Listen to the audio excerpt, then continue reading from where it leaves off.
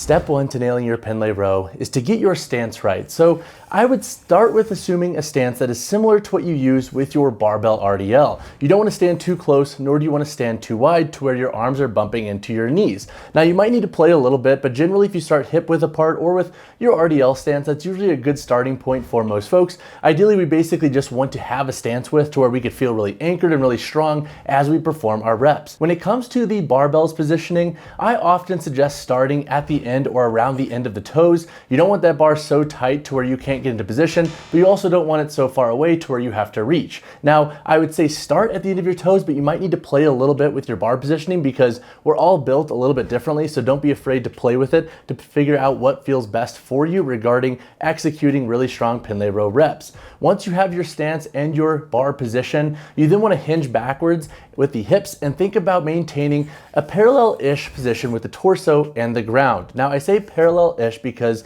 with all of our different builds, some folks might find it easier to be fully parallel with the ground, whereas some folks might find it easier to have a little bit more of an upright torso from the ground. So think like up like 5 or 10-ish degrees. I have really long legs and a shorter torso, so oftentimes I find it more comfortable to have my torso up a little bit. If you're similar, that's okay. Ideally, we want the torso in a position to where it's parallel-ish and we can have the arms fully lengthened on the barbell. Now, if you are so upright, you're not going to get the same benefit with the Pendlay row. So again, more or less, you're going to want that torso a little bit flatter to the ground overall. Once you have your setup there, I want you to think about putting weight into the hips and the glutes. So these are our anchoring points. So to make a Pendlay row really effective, we want to make sure our hips are nice and static for the most part. Now there's always going to be some movement as you get heavier with reps and as you focus on rowing that weight, but a good cue and a good starting point for most folks is to think about maintaining a hip position that is similar to like your end range motion of an RDL or even like your conventional deadlift hip positioning. Now once you've done this,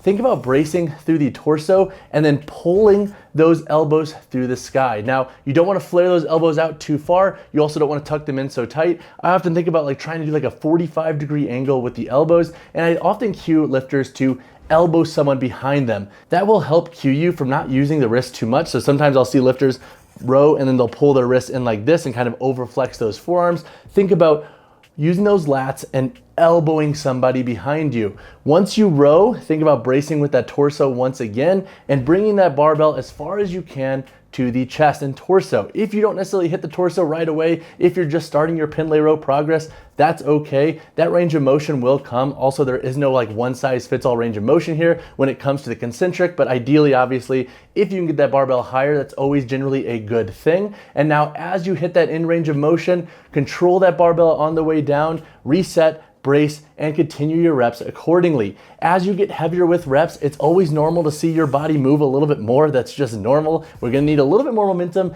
if we're trying to move that weight from a dead stop position off the ground, but ideally we wanna try to limit how much we're moving. So if you are working with really heavy Pendlay rows, try to stay rigid, but don't be afraid to actually give some oomph to get that weight moving. If you're doing a ton of oomph though, there is like a fine line between using too much and kind of taking away from what we're after versus using just enough to accomplish the goal at hand. So 3 benefits that come along with the Pendlay row is number 1, they can be really great for teaching you to be patient when breaking the floor with weight. So more or less what I mean by that is when we're deadlifting, when we're cleaning, breaking the floor is a skill. And with the Pendlay row, we are starting a row from a dead stop position and from a position that isn't necessarily advantageous regarding our torso and our hips. So by training the Pendlay row, you can get a little bit of benefit when it comes to creating comfort with breaking the floor for other lifts. Now, obviously, a Pendlay row is not exactly the same thing as a deadlift or a clean, but I think the ability to remain poised when moving weight from a dead stop position from the floor,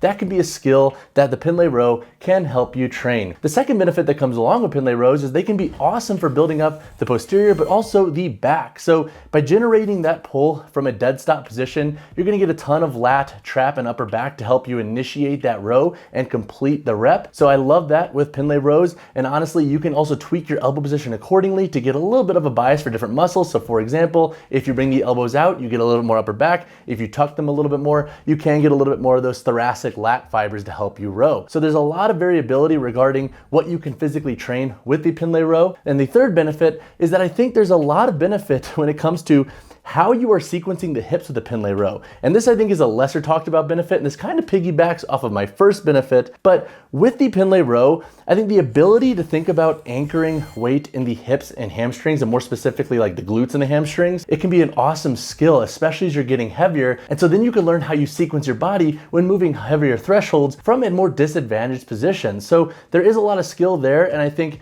there is some nice benefit regarding training the hips to be a little bit more static, which can have, once again, carry over to some of our other movements like deadlifts and whatnot. But the Pendlay Row can be awesome for building the back, building some strength off of the floor. And lastly, it can be an awesome tool for helping you build and develop power through the upper body, especially from more of a parallel rowing context. So 2 common mistakes that I'll see lifters and athletes make with the Pendlay Row is number 1, not getting their setup and stance correctly. So I mentioned this in my how-to, but standing too close or too far from the barbell can throw off your mechanics a little bit, but then also not sitting those hips back enough can also be an issue that I see. So basically keeping the hips a little bit too high for what we're after. We want that hamstring to be stretched and those glutes to be stretched and loaded. So when in doubt, think about maintaining a similar-ish hip position to your RDL at the end range of motion, and then tweaking your hips accordingly based on what feels best for your Pendlay rows. The second mistake that I'll see lifters make is going a little bit too far down the end of the spectrum regarding using momentum. Now, as you get heavier with Pendlay rows,